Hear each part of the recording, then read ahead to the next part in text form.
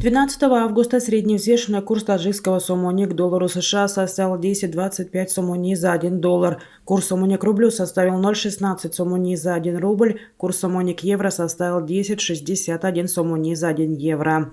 Средние курсы продажи наличной иностранной валюты в кредитных организациях Таджикистана составляет 1 доллар США от 10,2590 до 10,26 сомони, 1 евро от 10,6144 до 10,65 сомони, 1 российский рубль от 16,46 до 0,1670 сомони.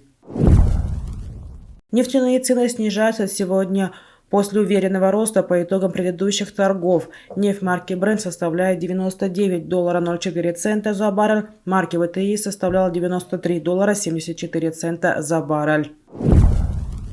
Котировки фьючерсов на золото выросли во время азиатских торгов в пятницу и составляла $1824.60 за тройскую унцию.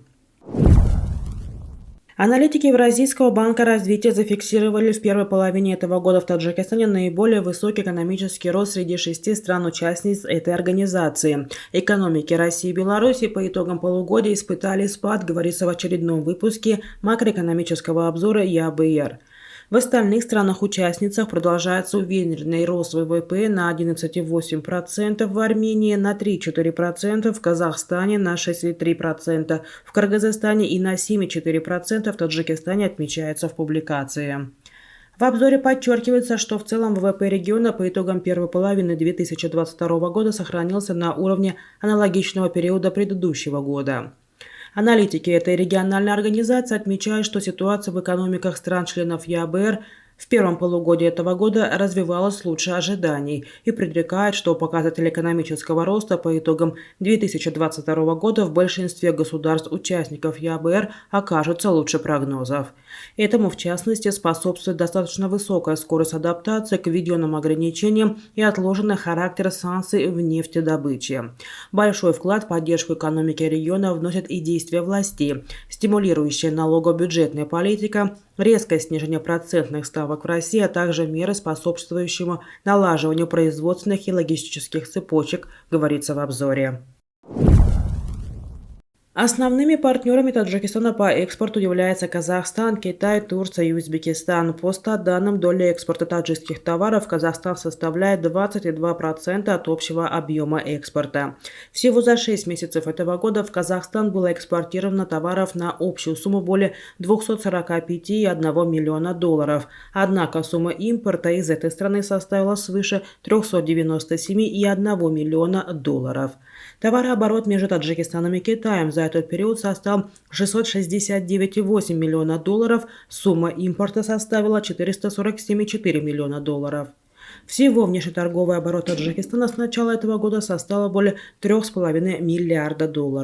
Сумма импорта составила около $2,3 миллиарда при росте на 24,2% или на сумму в $447,2 миллиона. Экспорт же товаров составил $1,2 миллиарда при снижении на 0,1% или на $1,6 миллионов чем годом ранее. Официальная делегация Таджикистана во главе с первым заместителем министра экономического развития и торговли Республики Таджикистан Шурбоем Солехзада примет участие во втором экономическом форуме ШОС, который пройдет в Ташкенте 16-17 августа этого года. Об этом сообщили в пресс-службе министерства.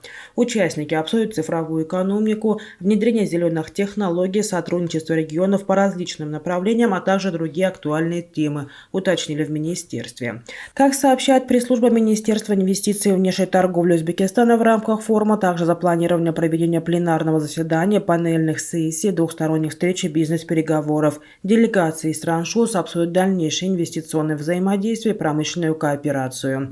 Напомним, что первый экономический форум ШОС прошел 23-24 июня 2021 года в Душанбе на тему укрепления сотрудничества в сфере цифровой экономики, электронной торговли и инноваций. Форум зарекомендовал себя как действенная диалоговая площадка, способствующая развитию и дальнейшему укреплению партнерства в рамках организации.